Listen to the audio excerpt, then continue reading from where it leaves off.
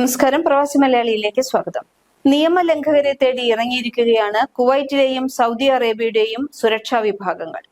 കഴിഞ്ഞ ഒരാഴ്ച നടത്തിയ പരിശോധനയിൽ ആയിരക്കണക്കിന് നിയമലംഘകരെയാണ് കണ്ടെത്തിയത്. ഇതിൽ സൗദി 10,000 പേരെ നാടുകടത്തിയിട്ടുണ്ട്. ഇതിന് ഇരട്ടി പേരെ അറസ്റ്റ് ചെയ്യുകയും ചെയ്തു.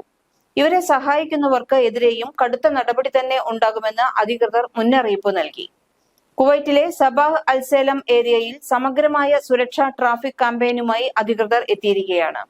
സുരക്ഷ വർദ്ധിപ്പിക്കുന്നതിനും കുറ്റവാളികളെയും വിസ ലംഘകരെയും പിടികൂടുന്നതിനുമായുള്ള തുടർച്ചയായ ശ്രമങ്ങളുടെ ഭാഗമായി ആഭ്യന്തരമന്ത്രി ഷെയ്ഖ് ഫഹദ് യൂസഫ് സൗദ് അൽ സബാഹിന്റെ നിർദ്ദേശപ്രകാരമാണ് പരിശോധനകൾ നടക്കുന്നത്.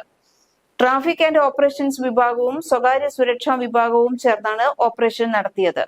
2293 ട്രാഫിക് നിയമലംഘനങ്ങളാണ് പുറപ്പെടുവിപ്പിച്ചിട്ടുള്ളത്.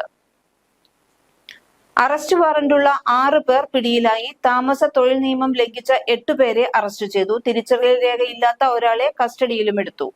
ലൈസൻസ് ഇല്ലാതെ വാഹനം ഓടിച്ചതിന് ഒരാൾ അറസ്റ്റിലായിട്ടുണ്ട്. ഒരു കേസ് ജുവനൈൽ അന്വേഷണ വകുപ്പിന് കൈമാറിയിട്ടുമുണ്ട്. വിവിധ കേസുകളിലുമായി ബന്ധപ്പെട്ട് തിരയുന്ന 17 വാഹനങ്ങളും മോട്ടോർ സൈക്കിളുകളും പിടിച്ചെടുത്തു. ഗതാഗത നിയമലംഘനത്തിന് 19 വാഹനങ്ങളും മോട്ടോർ സൈക്കിളുകളും കണ്ടുകെട്ടുകയും ചെയ്തു. ഒരു വ്യക്തിയെ ട്രാഫിക് പോലീസ് റഫർ ചെയ്തിട്ടുണ്ട്. സൗദിയിൽ തൊഴിൽ താമസ നിയമങ്ങൾ ലംഘിച്ചവരും അനധികൃതമായി രാജ്യത്ത് പ്രവേശിച്ചവരും വിസ കാലാവധി കഴിഞ്ഞും മടങ്ങാത്തവരും ഉൾപ്പെടെയുള്ളവരെയെല്ലാം അറസ്റ്റിലാക്കുകയാണ് ചെയ്യുന്നത്. സൗദി അറേബ്യയിലെ ഏറ്റവും വലിയ പ്രവാസി സമൂഹം ബംഗ്ലാദേശുകാരാണ്. 2ാം സ്ഥാനത്തുള്ളത് ഇന്ത്യക്കാരും. 25 ലക്ഷത്തോളം ഇന്ത്യക്കാർ സൗദിയിൽ താമസിക്കുന്നുണ്ട് എന്നാണ് കണക്ക്. ഈ സാഹചര്യത്തിൽ രേഖകൾ കൃത്യമാണെന്ന് പ്രവാസികൾ ഉറപ്പിക്കേണ്ടത് നിർബന്ധമാണ്.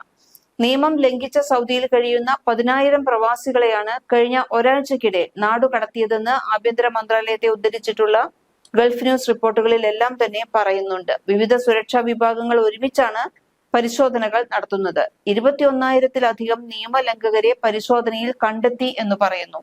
കൃത്യമായ താമസരേഖകൾ ഇല്ലാത്തവരാണ് ഇതിൽ 14,000 പേരും. അതിർത്തി ലംഘിച്ചവരാണ് 4,600 പ്രവാസികൾ. തൊഴിൽ നിയമം ലംഘിച്ച 3,000 പേരും ഇതിൽ ഉൾപ്പെടുന്നുണ്ട്. കൃത്യമായ രേഖകൾ ഇല്ലാത്തവരെ അവരുടെ രാജ്യത്തിന്റെ എംബസിക്ക് കൈമാറാനാണ് തീരുമാനിച്ചിരിക്കുന്നത്. യാത്രാരേഖകളും മറ്റും ശരിപ്പെടുത്തുന്നതിനാണ് ഇങ്ങനെ ഒരു നീക്കം ചെയ്യുന്നത്. ഇതേസമയം 2,300 പേരെ നാടുകടത്താനുള്ള നടപടികൾക്കായി മാറ്റിയിട്ടുമുണ്ട്. സൗദിയുടെ അതിർത്തി വഴി നിയമവിരുദ്ധമായി എത്തിയ 1,477 പേരെ പരിശോധനയിൽ കണ്ടെത്തി.